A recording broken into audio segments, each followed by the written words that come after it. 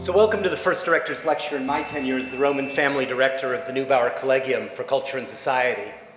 And today, the Neubauer Collegium entered a new phase as we officially moved into our new building just a few hours ago.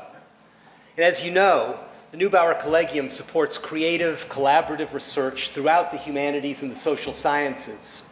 And I can think of no one who better embodies our emerging ideals than Quentin Skinner. Since 2008, Professor Skinner has been the Barber Beaumont Professor of the Humanities at Queen Mary, University of London, which is now a world center of research and political thought. But I would like to focus for a moment on a half century before he arrived there. It was that long ago that Quentin came up to Cambridge to read history as he received his BA in 1962. Now, I mentioned that year because in the very same year, Quentin was elected a Fellow of Christ's College. The Fellows of Christ wanted him in their intellectual company immediately, and by my reckoning, he was 21 years old at the time. The Fellows did not want to wait for him to get an MA, and as far as I can tell, Quentin never did get around to obtaining a PhD, though over the years, he has received 10 honorary doctorates from great universities around the world. And I'm pleased to be able to tell you that his first honorary doctorate came from the University of Chicago. And it's only years later that Oxford, Harvard, the University of Copenhagen, the University of Oslo, the University of Helsinki, the University of London, the University of Athens, the University of Aberdeen, the University of St. Andrews followed suit. Now, Skinner served 46 years as a Fellow of Christ's College, eventually becoming the Regius Professor of History of Cambridge. He's still an honorary fellow and a life fellow there. Well, during this period, there grew up what came to be known as the Cambridge School of Intellectual and Political History. And Skinner was at the center of this group, which included other historians such as J.G.A. Pocock, Peter Laslett, John Donne, Richard Tuck, and David Runciman. And in terms of the humanities and social sciences, this is one of the great intellectual collaborations of the past century. The Cambridge School, of course, has its critics, and some of them are vehement, but it is not an exaggeration to say that Skinner's work changed the way intellectual history and the history of political thought are done. Agree or disagree, one can no longer be in the field without coming to grips with his thought. Now, his first book, which is a 2-volume Foundations of Modern Political Thought, was instantly recognized as a classic, and that judgment has stood the test of time. And I think it's worth our noting that this first book of his came out in 1978, which is 16 years after his initial academic appointment at Cambridge began. And it took that kind of time to produce a work of this magnitude, and the institution gave him the nurturance that he needed. The Foundations of Modern Political Thought is a magisterial study of the development of our conceptions of sovereignty, liberty, and republic in the Renaissance and Reformation. And it's integral to Skinner's thought that in order to understand the central political ideas with which we now live, we have to understand how we came to inherit them. And to understand that, we need to recover the broad historical contexts in which those ideas were earlier deployed, as well as the myriad contingencies by which thought moved one way rather than another. And only then, Skinner argues, can we understand what thinkers meant by what they said, as well as what they were trying to do in the political realm. Now, these thoughts have been worked out in subsequent remarkable studies of Machiavelli and Hobbes, on conceptions of liberty before our age of liberalism, in a series of dazzling and passionate essays on methodology, and just published in Forensic Shakespeare, which is a tour de force in which Skinner shows us the depth of Shakespeare's reliance on ancient and Renaissance forms of judicial persuasion in the writing of his plays. Now, today, Professor Skinner will speak on how we should think about freedom. I'm going to leave it to him to speak about freedom, but I would like to make a brief remark about the first 4 words of his title. How should we think? Not what should we think. The division between the humanities and social sciences, I think, less a matter of subject matter or areas of inquiry, and more a matter of how we think, of different manners of mind. And it's not an accident that history departments are sometimes located within the social sciences, as here at the University of Chicago, but at other universities they are in humanities faculties, because both manners of mind are regularly deployed, and we can see them both exemplified in Skinner's work. On the one hand, there's the research which keeps the inquiring subject at a rigorous distance from the objective data that he or she is uncovering. And on the other hand, Skinner is trying to recover an ancient and largely lost conception of freedom. And to the extent that he succeeds, it's not merely that we learn more about freedom, our freedom is thereby enhanced. For freedom is, in part, created by our self-conscious understanding of what freedom is. And the very activity of thinking new possibilities for freedom is the activity of developing those possibilities. Thinking more freely about freedom helps us to be free. How should we think? Not how do we think or how will we think. Skinner believes that proper historical study will not simply increase our knowledge of the past, it will guide us toward our future.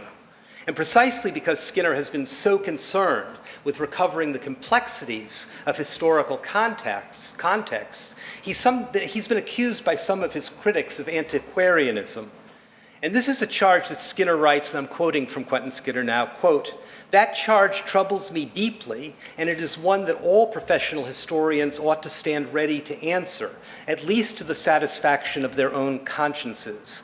We must expect to be asked, and we must not fail to ask ourselves, what is supposed to be the point of it all," unquote. And he also says, quote, "We ought to be prepared to ask ourselves quite aggressively what is supposed to be the practical use here and now of our historical studies," unquote. Skinner's work is a model of how we might derive value from facts, namely the value of living forward with a more animated and informed sense of what is possible for us. And finally, how should we think? This is the essence of intellectual collaboration. The we here is not a collection of individuals, each of us thinking on his or her own.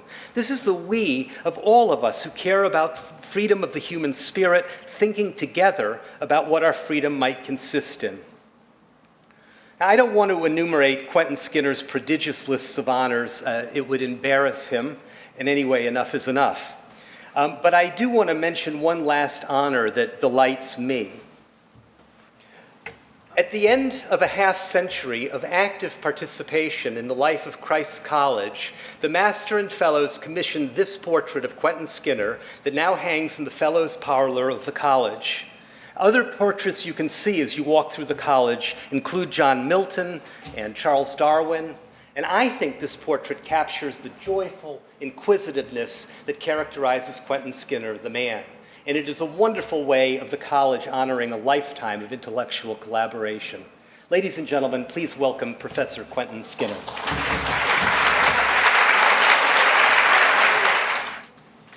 Well, thank you very much, Jonathan, for these extremely kind and very welcoming words. It's a joy to be back in Chicago. The Neubauer Collegium is an extraordinarily generous and imaginative addition to this very great university. And I feel deeply honored to be invited to talk here, especially at this time of the inauguration of the Collegium's new home. As you see, my theme this afternoon is freedom, although Jonathan has just stolen all my best lines, but I will struggle on.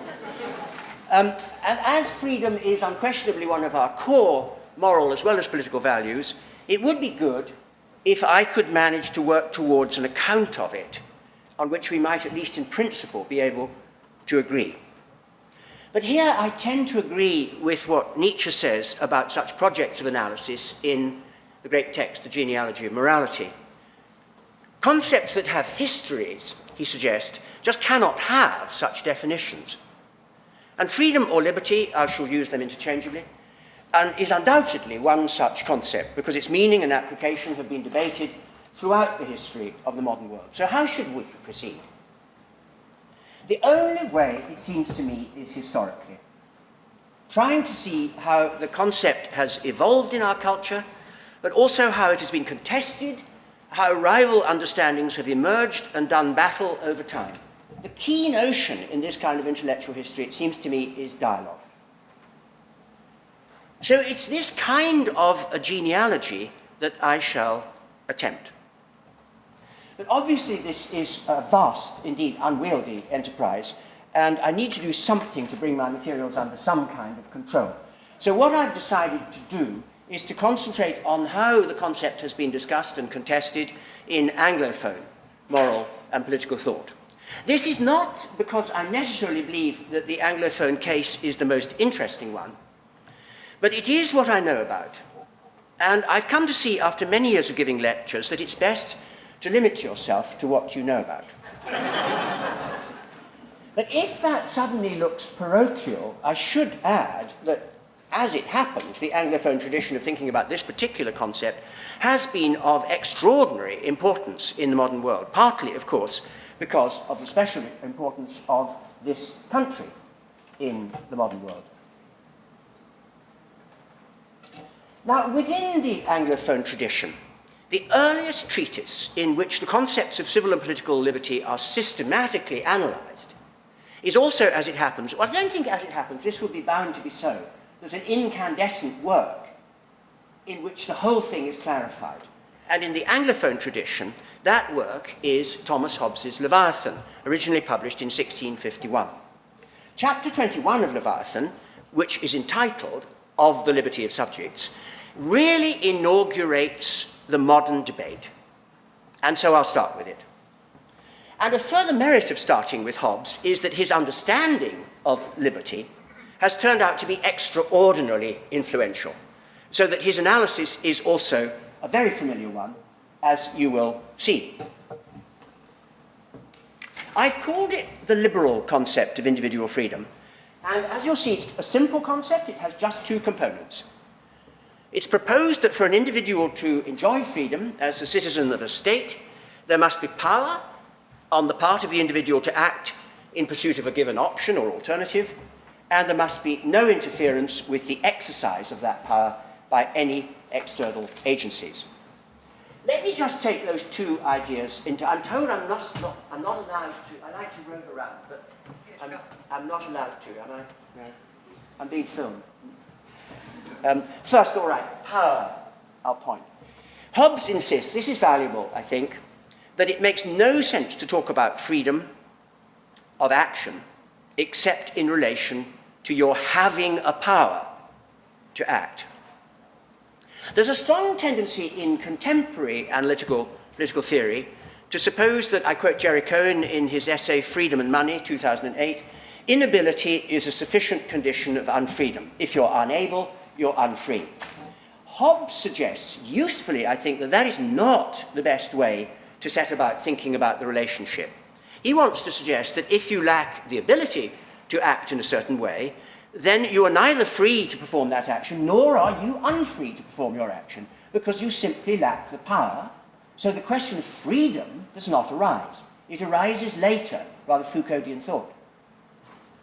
To put the same point the other way round, and thereby bring out its importance, if you are unfree to act in some particular way, this must be because some agency has disempowered you. So I turn secondly to the idea of interference. And Hobbes's claim here is, in effect, about how you need to understand this core idea of being disempowered.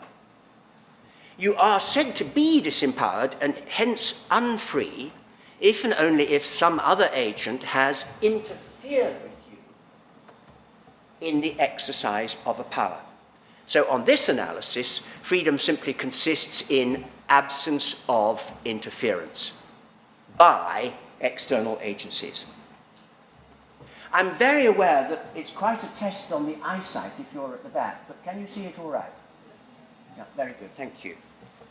Now, of course, that also explains something which is absolutely central to current parlance about freedom, the idea that it might be what's called a negative concept, by which I simply understand that the claim is that the presence of freedom is always marked by some kind of an absence.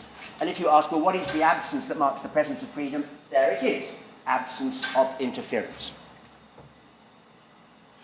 But obviously that does not get us very far, because if freedom is an empty notion, and the positive idea is interference, then of course what you need an account of is, well, what is to count as interference?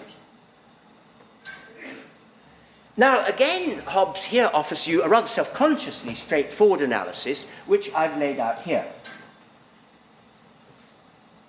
External agencies are said to interfere when they act upon the body of an individual in such a way that an action within the powers of that individual is either prevented or compelled due to the application of physical force by the external agency in such a way as to render the pursuit of an alternative by the individual impossible. Now, that's a mouthful, but you can summarize it, as Hobbes does in chapter 21, by saying, I quote him, liberty is simply absence of external impediments of motion. So there's the Hobbesian analysis. And I'd just like to pause and contemplate it for a moment.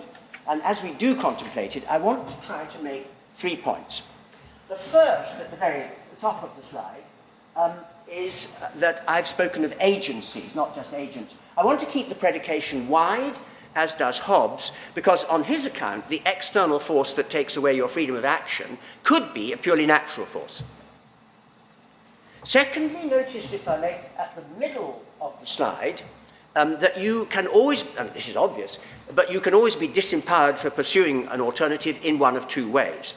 Someone can either act upon you in such a way as to stop you from acting in a certain way, or else compel you to act in a certain way. Two modalities of the loss of liberty. And thirdly, you'll notice also at the middle of the slide an important implication of Hobbes's account.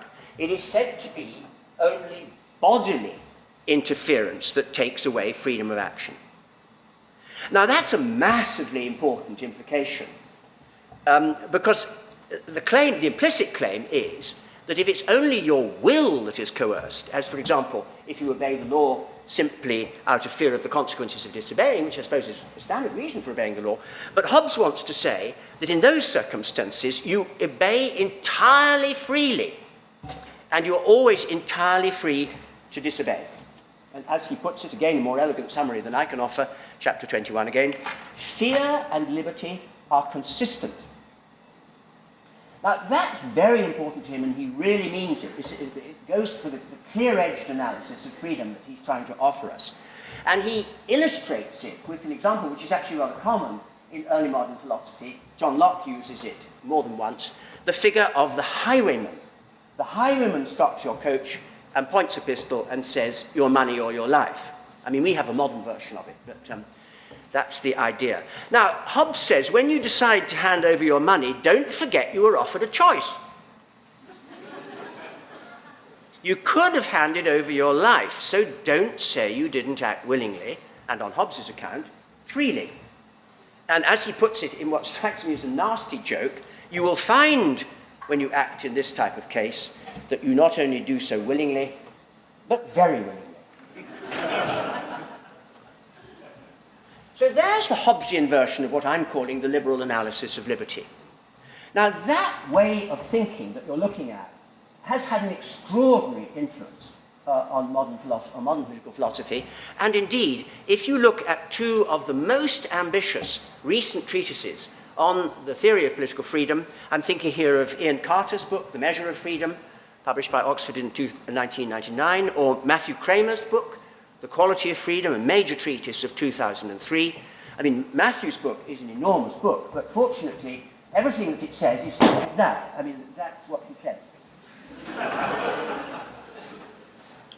So that genealogical line comes right down to our age.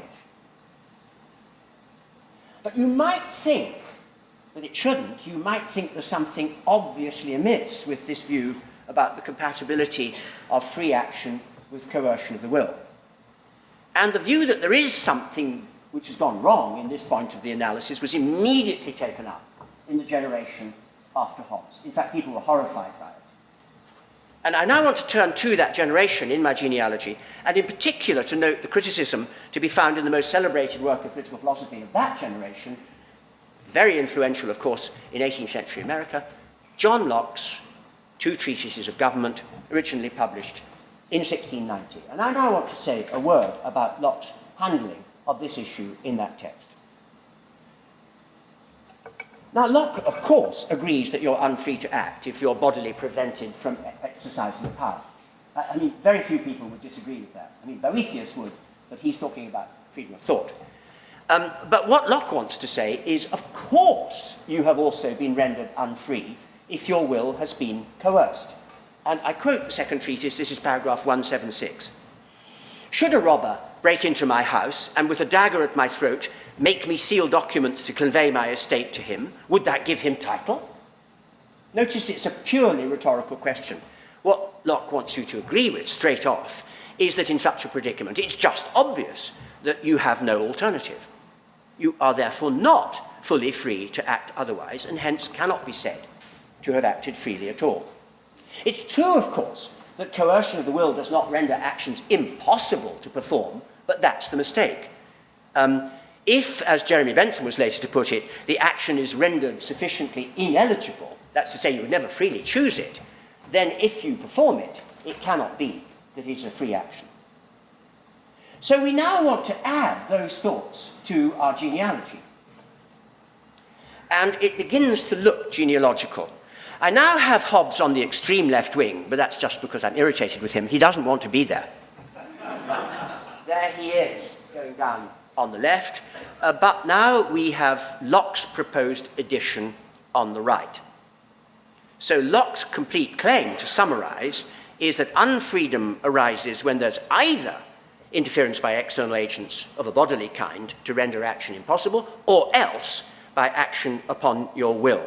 Locke's phrase is, by a bending of your will to their designs, you are rendered unfree.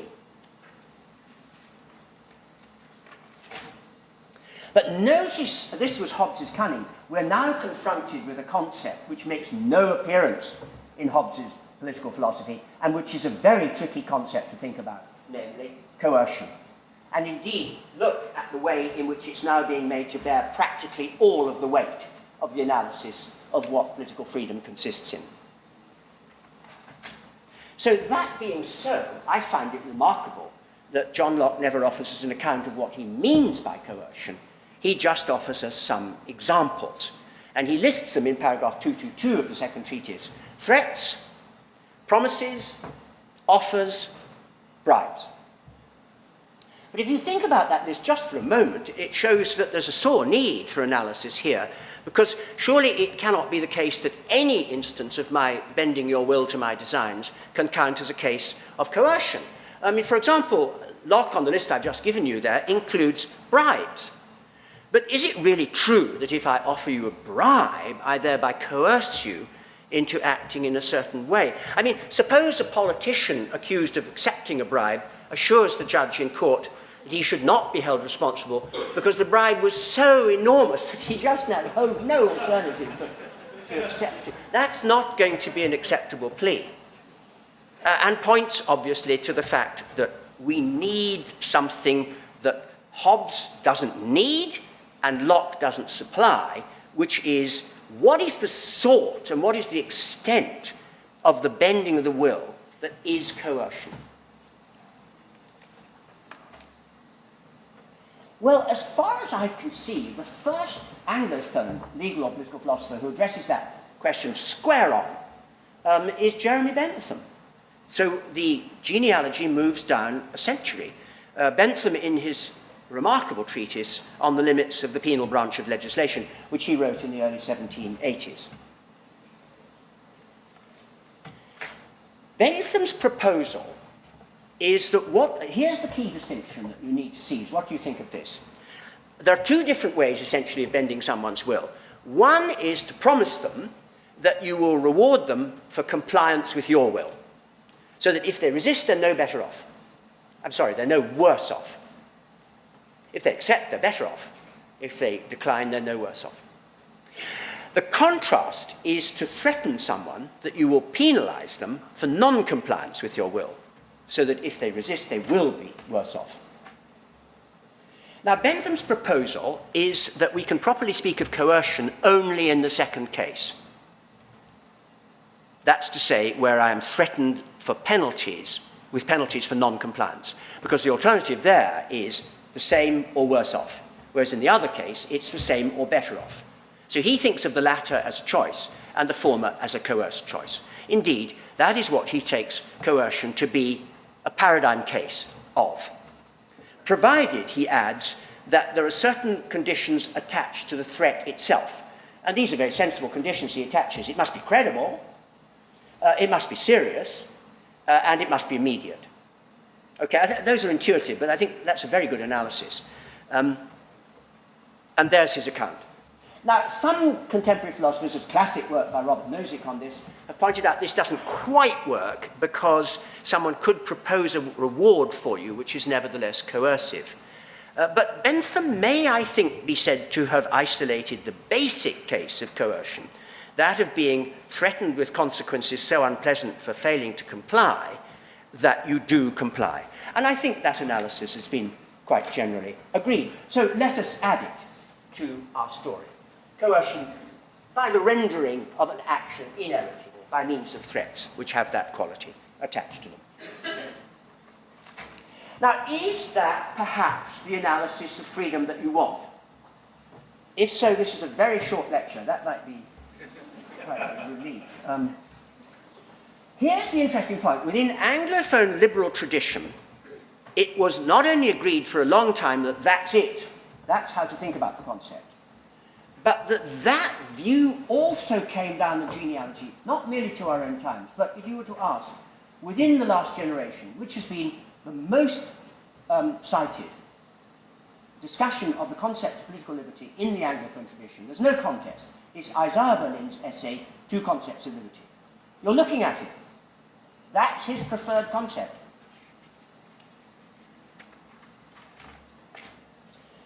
However, within the liberal tradition, there arose a further complicating moment when John Stuart Mill publishes his classic essay, the most famous single piece of writing on our topic, I suppose, in the English language, On Liberty, published in 1859. One of the moves that Mill makes in this text is to point out that the liberal tradition, as thus far, endorses one principle that Mill thinks is questionable. And there it is, at the top of what you're looking at. That freedom consists in the absence of interference with the exercise of your powers by external agencies. By another person, another group, a natural force, the state, and so forth. And this agency either threatens you or leaves you powerless, and that is unfreedom. But what Mill asks in chapter 3 of his essay is it true that freedom is always, or is it true that freedom is necessarily an interpersonal idea in this way? Or could it be that the agent who takes away your freedom could somehow be yourself? Now, as soon as you entertain that thought, the chart of the liberal tradition, the genealogy of the tradition, begins to look more complicated. And this complication is what emerges in an extraordinary period of social and political philosophy of the latter part of the 19th, the early part of the 20th century, when successive attempts are made to try to make sense of this radical extension of the notion of interference. So we now need the genealogy with this added. External agencies or the self preventing or compelling its own actions due to the operation of, well, what? Well, here the writers I'm discussing really begin to wade into deep philosophical waters. But there are several answers that they attempt to defend, and I now want to turn to explore them. And here is the first. Here the suggestion is about the geography of the soul. The will can act, can so to speak, ally itself with either reason or with some passion. Just a list of the passions, which is also, of course, conveniently a list of the deadly sins: rage, envy, hatred, and so forth. So where the resulting action is motivated by reason, it is free. But where it is driven by passion, the resulting action is not free, since it is an instance, and here I introduce a distinction that was of great importance in early modern philosophy. We still use it colloquially, but for them it was a real matter of conceptual life and death. That is not a free action, because that is not freedom, that is license. Liberty and license are opposed to each other in a very deep way. Now, I have to admit that this distinction, that's to say the distinction between liberty and license, which of course is certainly implicit in Mill, does have deeper roots than the 19th century formulations. Mill, of course, connects, as you know, free action with what he calls the permanent interests, that's to say, as opposed to the transient desires, of man as a progressive being. But as I say, there are deeper roots than the late 19th century developments of this theme than that, because after all, this picture of the geography of the soul was known to Plato in the Timaeus, was presented in the Timaeus, and that became an Anglophone text because Erasmus translated it in 1536. And although, of course, it's one of Hobbes's avowed aims in his philosophy to abolish any distinction between liberty and license, he never thinks there is such a distinction. And that's, of course, on the grounds that all action is caused by passion. The view which philosophers usually call Humean, that's just because they don't know enough about the 17th century. But it is indeed Hume's view, but the reason it's Hume's view is he copied it out of Hobbes. He copied a lot out of Hobbes. So reason cannot motivate, and there's the Hobbesian view. But Locke, of course, wants to reinstate for you, both in the essay concerning human understanding and in the treatises of government, this fundamental distinction between liberty and license. And you find that in the second treatise. That ill deserves the name of confinement that saves us but from bogs and precipices. That's to say, if you operate reason, the action is free. If you act licentiously, you are, as they like to say, a slave to passion. However, John Stuart Mill is much more interested in what he takes to be a second internal source of constraint upon our own social freedom, and here it is. No, it isn't. I was rather pleased with the way I was bringing them up, but they don't always come, do they? Now, Mill introduces this suggestion with the claim that, as he says at the beginning of the essay on liberty, I quote, "In our time, mid-19th century England, the yoke of law has become lighter, but the yoke of opinion heavier." And it's certainly true that in Europe generally, as in this country in the 18th century, so in the 17th century, pleas for freedom are generally pleas against some particular state. But Mill, here very like Tocqueville, is much more impressed by the power of society, of civil society, not the state, to limit our freedom by demanding conformity to its conventions and norms.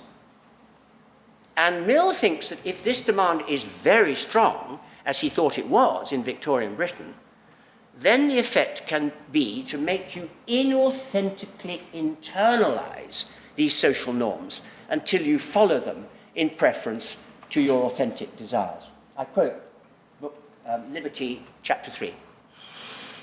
"The people of England think themselves free, but they choose what is customary in preference to their inclination until it does not occur to them to have any inclination except for what is customary. And then the mind itself has become bound to the yoke. You are unfree because of your inauthenticity." So no one who has not reflected on their choices can be said to act as a fully free agent. Let me round off, if I may, this part of my discussion by adding a word about the third possibility raised in late 19th century social theory, although admittedly this will cause me for a moment to skid off my strictly Anglophone track. And here it is.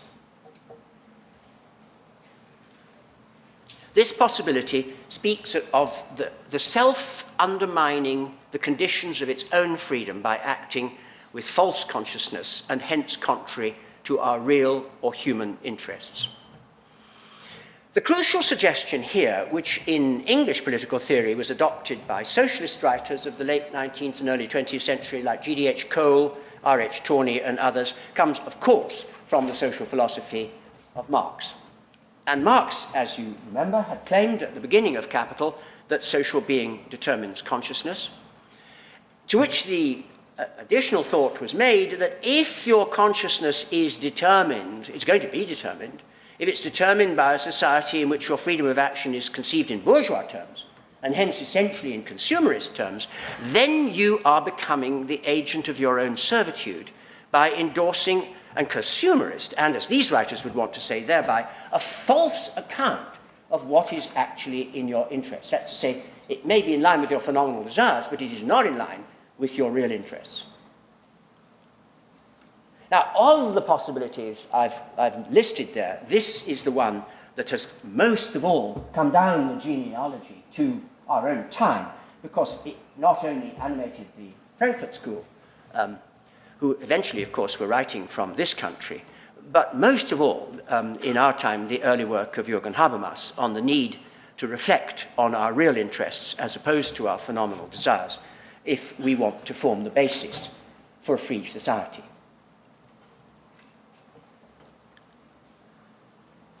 That's as much as I want to say under this heading, but this is the most important thing I want to say under this heading, which is that, I mean, there's no doubt no such thing on earth as an exhaustive typology. And I don't want you to suppose that anything I say this afternoon is meant to be an exhaustive typology. And I will punctuate the rest of this talk with some questions about it. I mean, one possibility that might immediately occur to you, and if I hadn't been introduced by Professor Jonathan Lear, I might have said a word about it, is Freud's theory is a theory of liberation. But I'm certainly not going to get into that. Well, now we have an array of different conceptions of freedom, and I think you'd have to concede it's a genealogy, it's not a linear narrative. But notice that all items in this genealogy have one basic theme in common. They all explicate freedom as absence of interference. It turns out to be an extraordinarily complex concept, interference. But notice it's done all the work. There it is at the top, and all the arrows follow from it. So freedom is fending off intruders of some kind. They may be internal intruders, but they will be intruders. But towards the end of the 19th century, which is where my genealogy has now reached, a number of Anglophone political philosophers began to argue that this vision is radically incomplete. In fact, it's wrong. This is not how to think about freedom at all. Drawing, they claimed, on the philosophy of Hegel, they began to argue that the idea of liberty as nothing more than an absence of interference is itself nothing more than the seizing of the negative moment in a dialectic of liberty. Freedom, that's to say, may require absence of impediment, but what we need to know is what we want not to be impeded from doing. We want some account of the content of freedom. Well, there's a very obvious retort which you're looking at, and it's one of the glories of the liberal tradition, which is it's already there. We want to be unimpeded from pursuing whatever options we may happen to entertain for ourselves. So you could say that there's always that element, that positive element in the idea of freedom. You can always ask what someone wants to be free from impediments in order to do, but the answer might just be to do whatever you want, within the limits, as Mill would want to add, of the harm principle. But at this stage, I'm wanting to note the arrival of a very different answer that rose to prominence, as I say, in Anglophone political philosophy at the end of the 19th and early 20th centuries. According to this view of things, we want to be free, not merely in order to be able to act at will, but rather in order to act in such a way as to realize the essence of our nature. A leading exponent of this view, T.H. Green, in his book on the principles of political obligation, puts it thus, I quote, "To be free is to have realized that which we have it in ourselves to become." So according to this view of freedom, we ought therefore to characterize as free only those persons who, as Green puts it, I quote again, have in fact acted in such a way as to realize the essence of their nature. Now, in the hands of Green, and later of such major philosophers as Bradley, and of course Bernard Bosanquet, this becomes for a time a powerful new strand in liberal thought. And its exponents place great emphasis on its novelty, that's to say, on the wide conceptual gulf that separates their understanding of freedom from everything that you are looking at the moment. And we can pinpoint the nature of this gulf by saying that these writers do not conceive of freedom as an absence of interference on any understanding of that term, because they do not think of the presence of freedom as marked by an absence at all. Rather, they maintain, and here you can see the divide, that it's nothing to do with everything on the left-hand side of the page. It is about something else.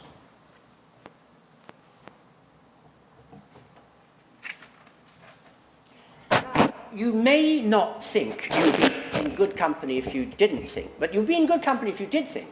That's philosophy, friends. You may not think that it makes sense to speak of some activities as fully human by contrast with others that are less than fully human. But if you're willing to entertain the thought that human nature may be normative, in fact, Professor Lear put that point very brilliantly in his opening. I was momentarily cross with him. But here it is, you see, that human nature may itself be normative. Well, if you entertain that thought, then you're going to be able to fill out this notion of self-realization as a theory of positive liberty with as many coherent views as to what might constitute the essence of human nature. So what we need to ask is, well, what specific view about the normativity of human nature did these theorists espouse? Well, they speak with two voices. They espouse two views which have been extraordinarily important throughout the civilization of the West, one of which is classical and the other of which is Christian in provenance. They're much taken, Green especially is much taken, with the Christian thought that we best fulfill our natures in the service of God. But obviously that is not going to ground a political theory, and indeed, of course, historically, it is a rejection of the public life. It's a rejection of the political and of the civic. Hence, of course, Christianity became monastic. When it comes to their politics, they ground their view about self-realization on the claim that we realize the essence of our natures most fully, and hence most fully attain freedom, in the exercise of our talents, not in the service of God, but in the service of the public good. So there you have two views, you might say. One grounded on a classical notion that man is the zoon politikon, man is the political animal, and the other, if you're a Nietzschean, of course, the triumph of the slaves, the rejection of that value in favor of this one.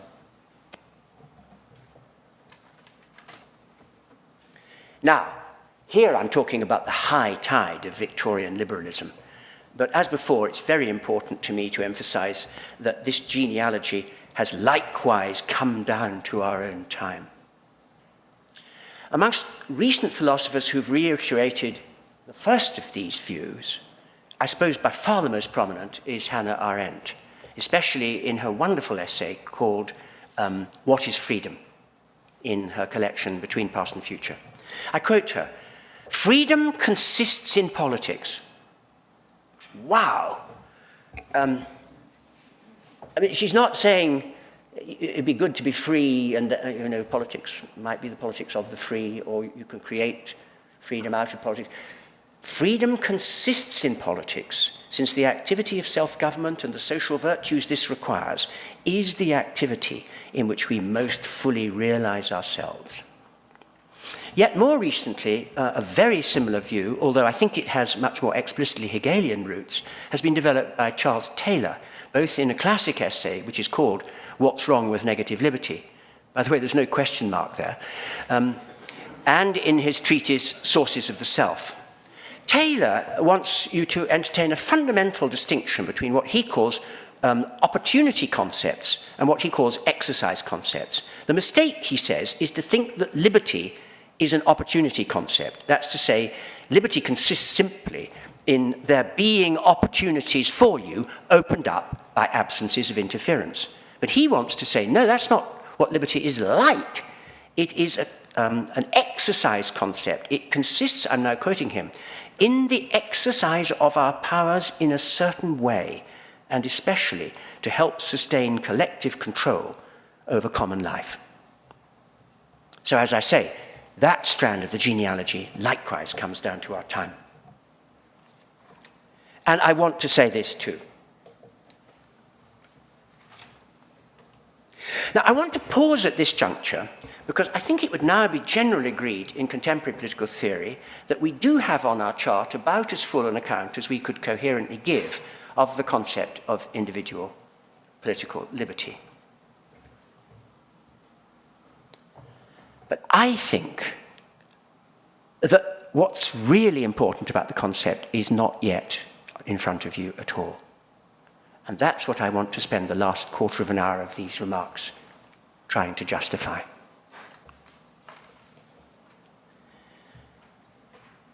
I can best begin to suggest what's, I think, still missing by making a point about Hobbes's argument that I haven't seen commentators on Hobbes, except for me,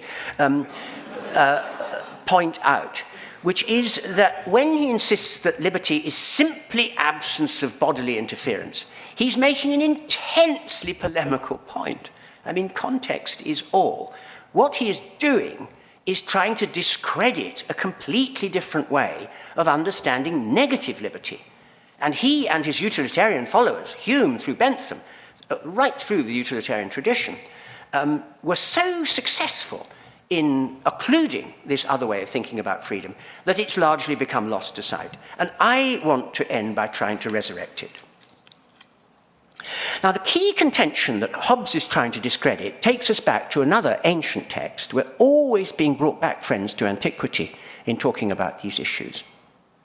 I mean, that's much saluted in the University of Chicago, but it should be more generally saluted, I think, because here we really need to go right back, as Hobbes does, to the digest of Roman law, the great ancient law code. Like any law code, it's interested in who law is for, and the digest, Justinian's digest, begins with that question. Well, law is obviously for citizens, but we're talking about a slave society. Very large numbers of people are not citizens, they're slaves. Now, a slave is ex hypothesi unfree. If you think there's a free slave, you've lost your grip on a concept, okay? But the question for the law is, what makes a slave unfree? Now, it's crucial that the answer, according to what I shall call a neo-Roman view of things, is not that those living in servitude are necessarily interfered with in the pursuit of their goals. A slave who only ever does his master's or ruler's bidding may never suffer coercive interference. And by contrast, there may be many citizens whose freedom is extensively interfered with and limited in the pursuit of their goals. So what distinguishes the citizen from the slave?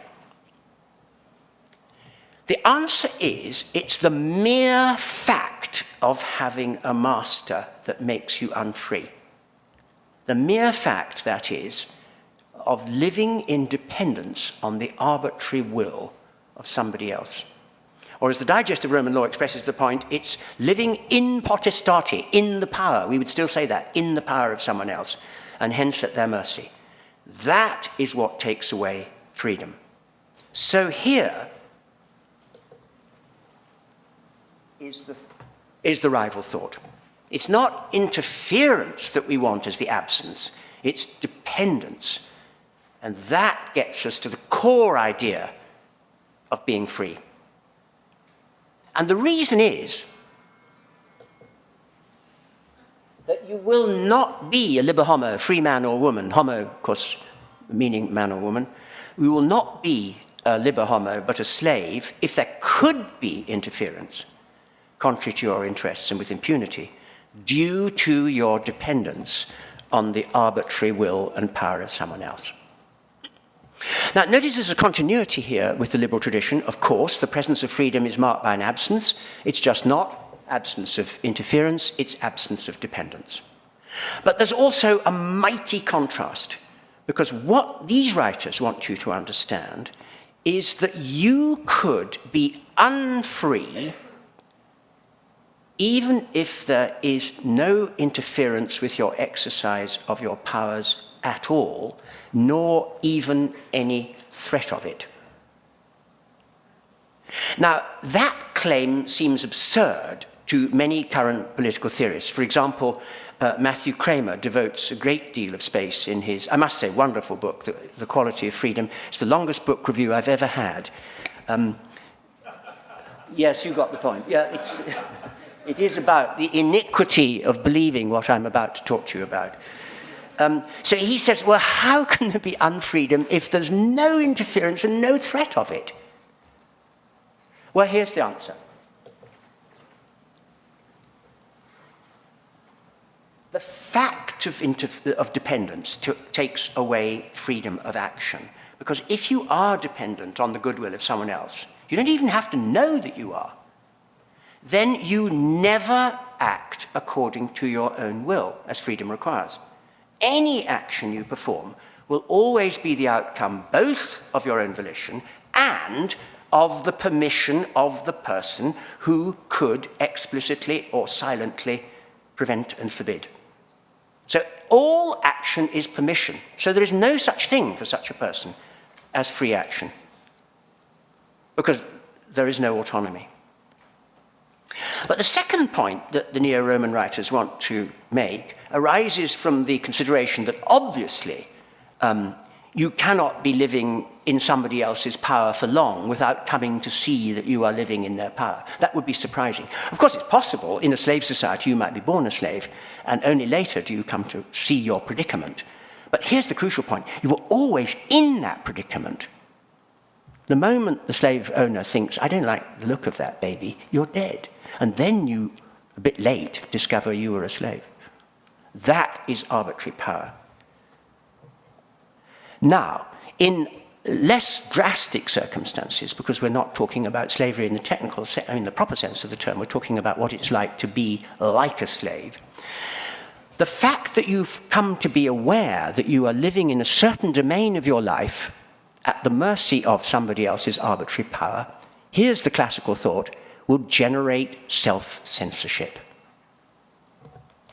So the Emperor Tiberius, you remember in Tacitus, where he said, I have no use meeting the Senate. They're all slaves. Whatever I say, they agree with it. Well, of course, they were very wise to agree with it. That's slavish. You don't need to talk to them. So here's the thought. The fact of dependence takes away freedom of action, and awareness of independence generates self-censorship. Now, you can see the way in which that works, that if you know that your predicament, you have to know, in this case, that your predicament is that you're subject to someone's power in some domain of your life, then in that domain of your life, you have no idea what may happen to you. Nothing may happen, or nothing bad may happen, but anything could happen, because that's arbitrary power.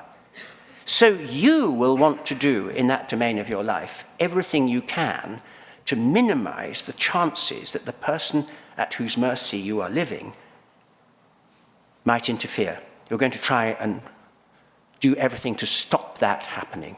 So you're going to systematically self-censor in the face of their controlling power. So as the classical moralists put it rather brutally, all slaves are slavish. How can it be otherwise? So notice the dominus, the master, has no need to interfere. He has no need to threaten. Everybody knows.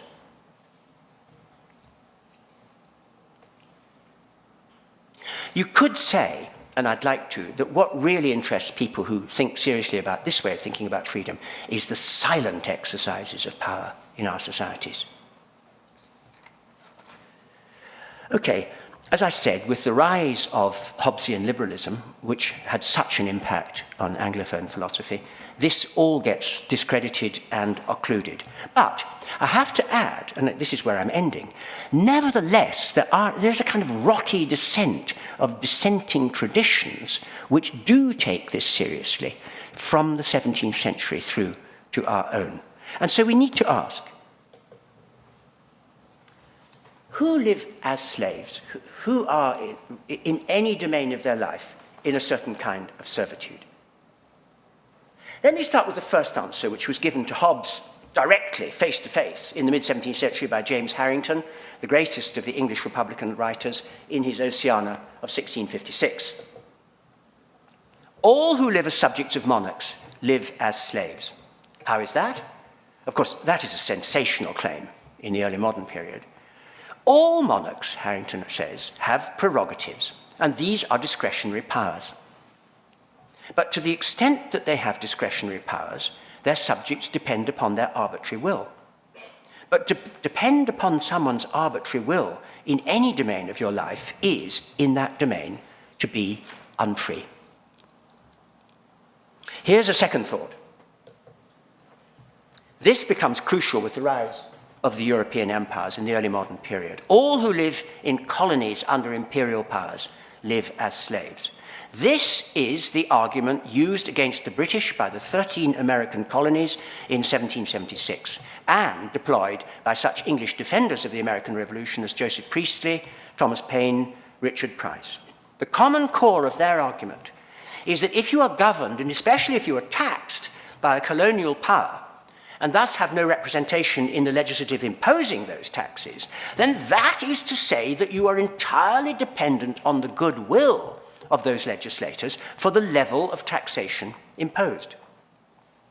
But, as the colonists claimed in the Declaration of 1776, that serves in itself to take away liberty in that domain, because you are left at the mercy of the imperial power in respect of your own property. And of course that explains why the Revolutionary Declaration of 1776 was called, is still called, the Declaration of Independence. Independence from what? Well, from dependence, of course. That's the whole point. From dependence upon the arbitrary power of the British Parliament to set levels of taxation without seeking consent. So here freedom is being explicitly said to be a matter of whether or not in any domain of your life you are wholly dependent, and in respect of taxation, they were. Here's a further answer. This begins to become very important in the revolutionary decades of the 1790s. On this analysis, all women who lack economic independence in that domain live as slaves. Mary Wollstonecraft, writing this extraordinary pioneering tract, A Vindication of the Rights of Women, 1792. Women, I quote, have to know how to commend themselves to men, upon whom they depend, and are thereby rendered servile in their attitudes. They have to become the sort of people whom men like. So their awareness of their dependence, in other words, generates self-censorship, turns them into a certain sort of a person, so they're not acting according to their own will. To which John Stuart Mill sensationally added in his last tract, The Subjection of Women, which incidentally, The Subjection of Women, published in 1869, John Stuart Mill's last major tract, reflects an extraordinary change of mind. I mean, I don't see that Mill scholars place as much emphasis on this as they should, because he converts from being the high priest of liberalism to being a neo-Roman. That's to say, what he wants to say about the subjection of women predates the allowance of women to be testators, that's to say, to make their own wills. Notice the pun there. They don't really act according to their own will if they don't have a will to make. Such a person, I'm quoting Mill, is no different from a bond slave.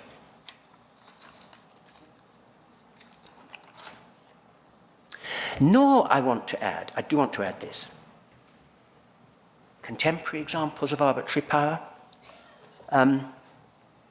Well, we can all think of them. What about this? We can all think of cases And if I'm talking about these issues in a university context, one reminder that seems worth making is, do you remember, or do you currently experience, the particular psychological condition of the untenured? What about this? Well, here we...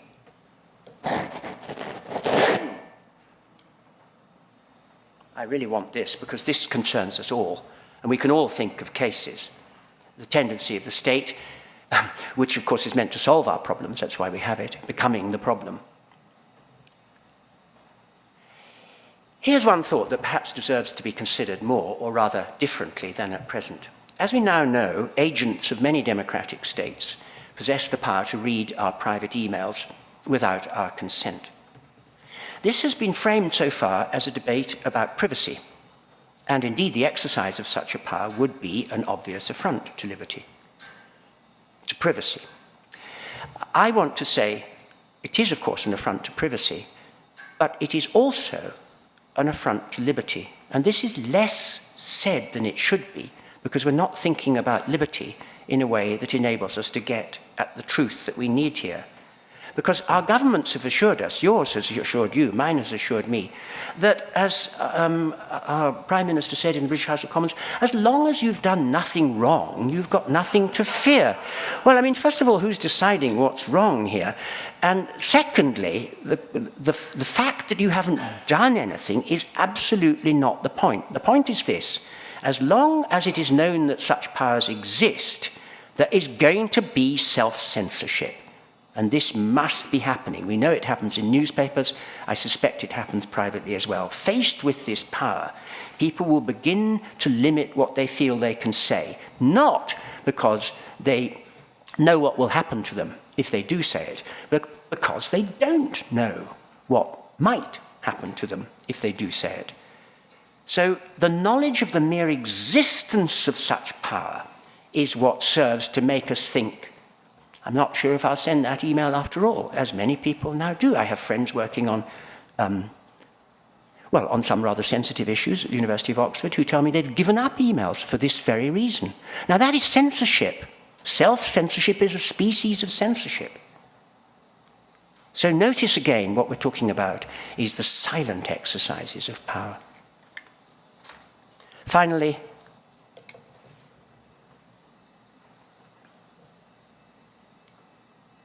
yeah, there it is again.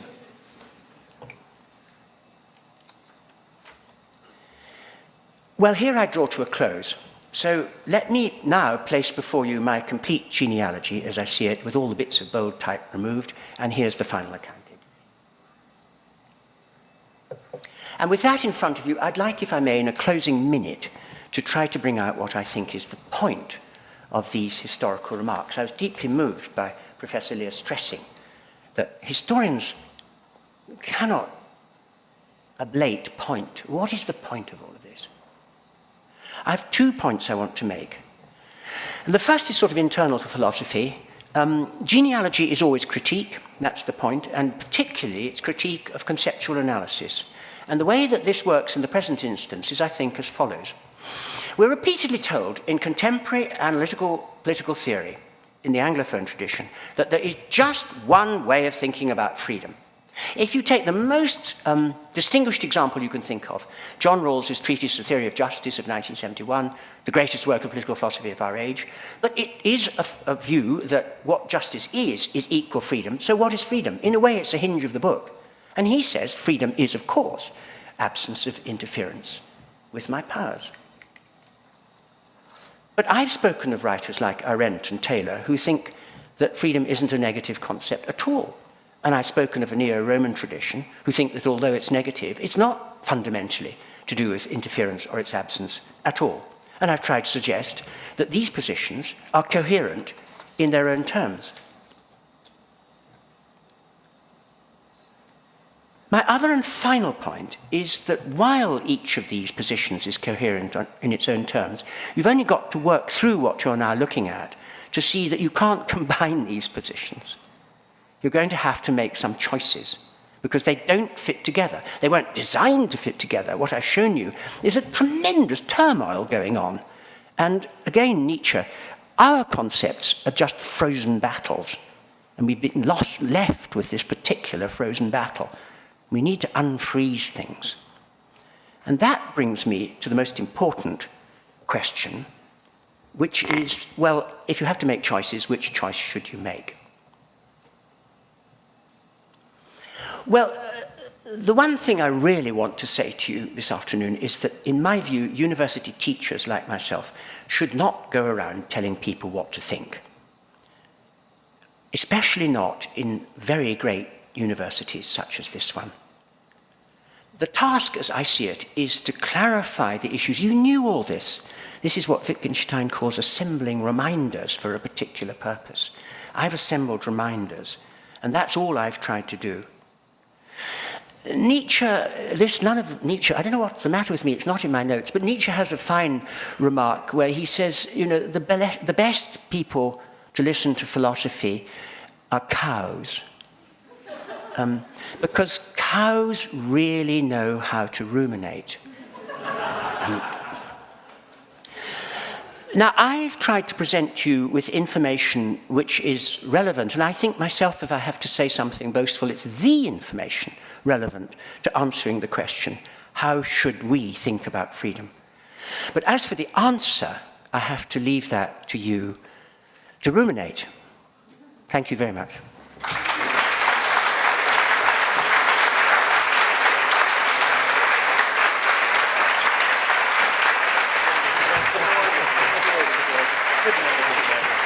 Well, they seem to wait. Yes, certainly. Okay. Do you want me to field them? Or do you want Would you, John? No, I'd like you to field them. So, Professor Skinner is happy to entertain some questions, and I will field them. Please, Rainey.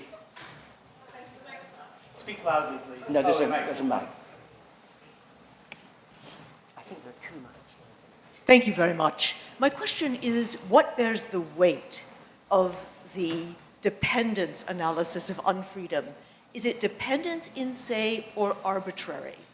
One could perform a thought experiment in which one had dependence, but the dictates of the master were not only entirely predictable, but reasonable.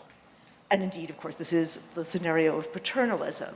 Yeah. We could also imagine a scenario in which the arbitrary bore the weight, and one could be an enemy of one's own freedom simply by following caprice, the arbitrariness of one's own will. So I wonder where the emphasis lies here. Well, thank you. That's a very good question indeed. The weight falls on the notion of the arbitrary, and that stems from the legal analysis in Roman law. As you know, in Latin, arbitrium just means the will. So the issue is, are you wholly subject to someone's will, i.e. to the arbitrary? That's the condition in which autonomy is cancelled. That's the claim. And notice it has two modalities. The fact of your being subject in some domain of your life to an arbitrary power, even if you're not aware of it, cancels autonomy, because there's no action of yours which is not also a permission. The arbitrary will can always come into action. But secondly, your awareness of that is productive of the self-censorship, which is the way in which I'm interested in unfreedom arising here. So it arises in the face of arbitrary power because it's a rational response, it's the only rational response. I'm so sorry, does the... What endangers autonomy here is very narrowly circumscribed. We're talking about your capacity to act at will. So, of course, and this would be crucial to Hobbes, the weather can endanger that capacity. Of course. I mean, if I'd been prevented from getting here by a sudden snowstorm, it would have been quite proper to say that I was unfree to come after all, because there was an external agency that prevented it. So there's no difficulty about that on any of these accounts. Please. I think with your response to the last question, it reinforced the question that I have, which is that based on this definition, including whether is potentially a limitation on freedom, basically nobody's free. And so the next question is, that's fine. We can describe nobody on earth as free, but then what we really want to get at is degrees of freedom. Sure. And can we talking about degrees of freedom? Would I rather live in the United States, or would I rather live in, pick another country, or, in a temperate climate or an intemperate climate? So maybe that's where we ought to take this discussion in order to, so that it has a little bit more normative implication for what sort of institutions we ought to set up and what sort of society we ought to strive towards. Good, you've started to ruminate. I think I better make something clear, which is that I haven't declared myself existentially in favor of anything that you're looking at. I'm a genealogist, and it's for you to say what you want to say about your question, not for me to say.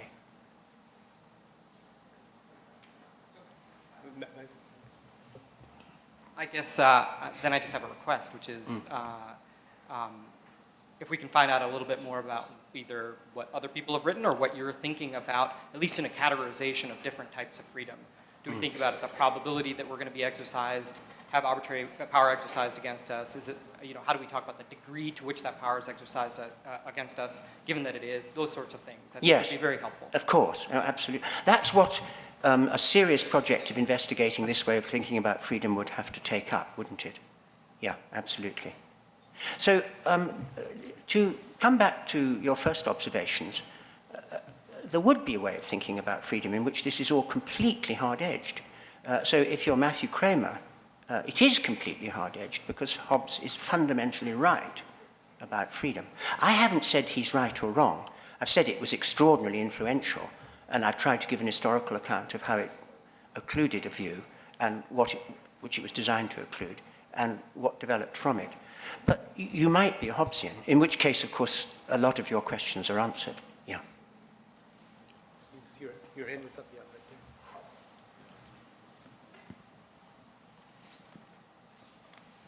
there. I wanted to ask you about the question of the example of the type of unfreedom experienced by children, particularly in the Roman context, because I think it gets at an interesting issue that I think about as a historian. When you discuss the liber homo, of course, any free Roman is nonetheless existing under the potestas of his or her father, who can execute or sell into slavery that Roman citizen.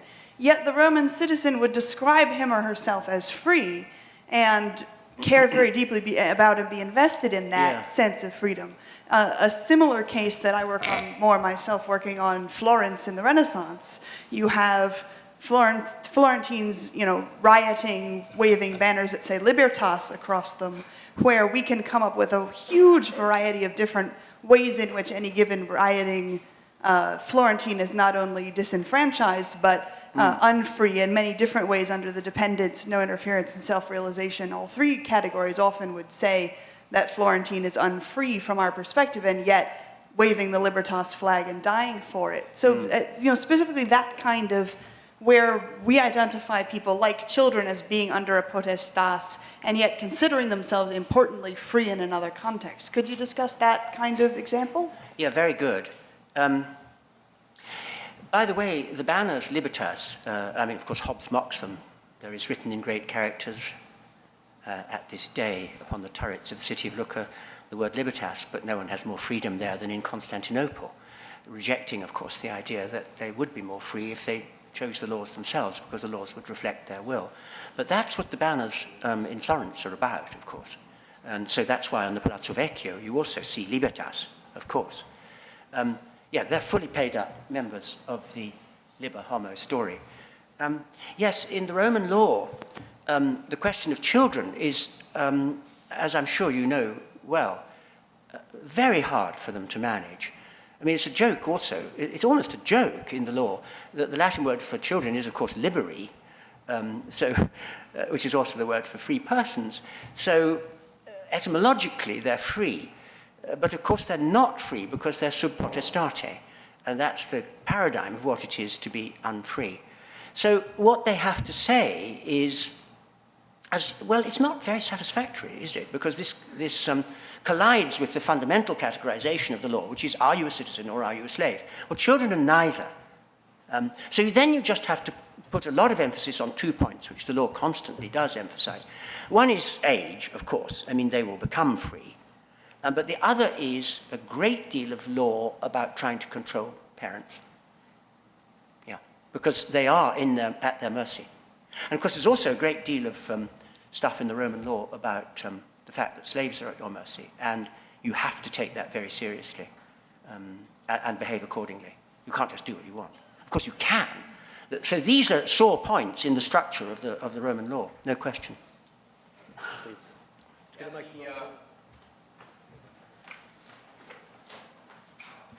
At the top of your genealogy, you start off with enjoy freedom as citizens, not as individuals. Yeah, that was for this sort of reason. Yeah, exactly. Yeah. Because, I mean, children raise terrible problems for all these theories, and I can go into that if you like, but I just decided, I only had 50 minutes, so I missed out the kids.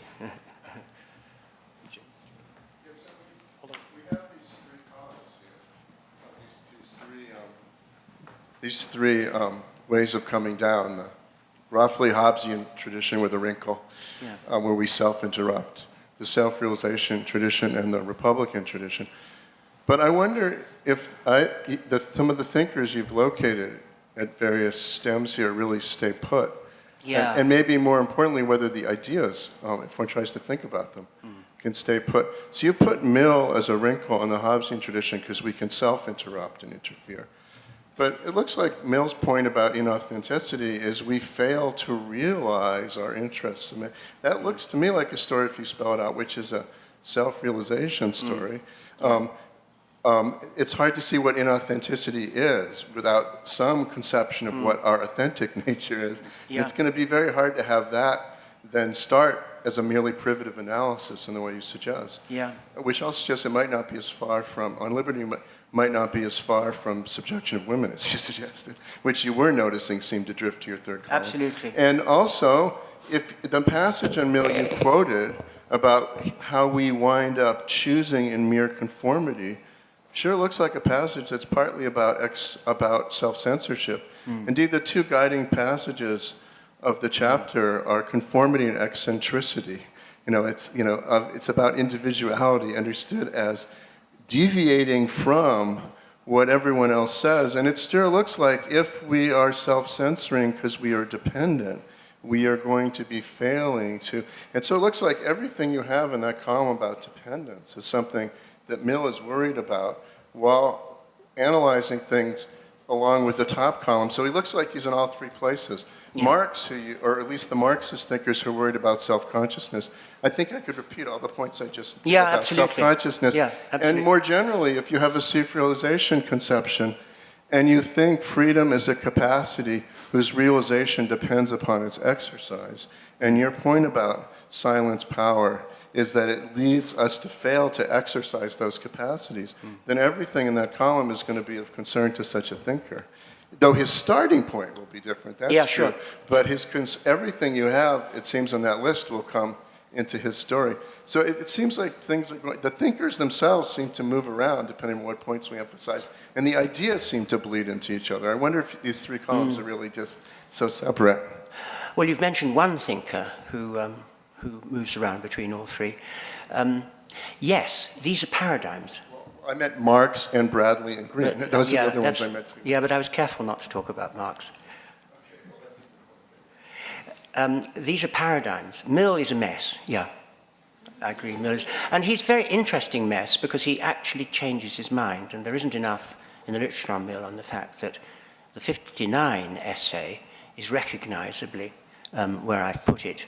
The 69 essay doesn't fit onto that story at all. Furthermore, there are intimations in the 59 essay that he's not completely satisfied with this story. That's absolutely right. Mill is inescapable, but he's not a good paradigm in the sense that Hobbes is, for example, a good paradigm. He says one thing, and he never repeats himself, and he never deviates from that one thing. So what am I doing here? I'm trying to suggest that we could decide by judicious choice of counterexample that practically all of what you're looking at is much more of a mess than that I've suggested. And that's right, I think. But what I've suggested is not wrong. It's just that the question is how many people fall under these categories.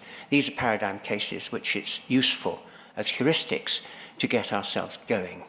But there are some extremely large conceptual gulfs that you're looking at. And if you cross those, then it's very doubtful if you've got anything like a coherent theory. And I think that is actually true of Mill, as you do. We have time for one last question. Eric, would you take that? Could you have given the same talk under the title, How Should We Think About Slavery? Well, it's only what I've called the neo-Roman writers who think that the antonym of freedom is slavery. Nobody else thinks that. That's to say, here's the real point. The tradition that I began with, of which Hobbes would be, I'll be really cautious here, he is an unquestioned paradigm. Anyone want to question that? Now that's very wise. Just thinks that freedom is a predicate of actions. If we're talking about freedom, it's a predicate of actions. That's what it is.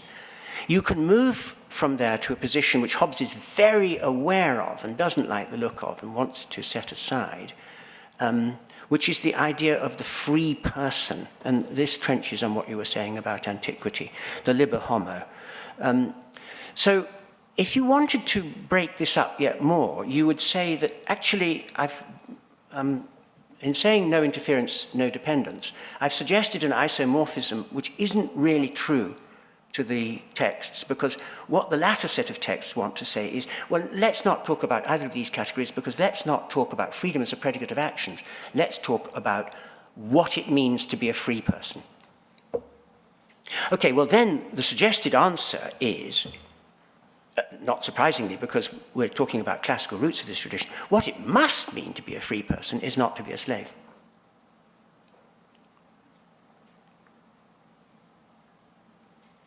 So those of you, and only those of you, who would like to exercise your freedom to thank Quentin Skinner, now is an appropriate time to do so. I'm watching carefully.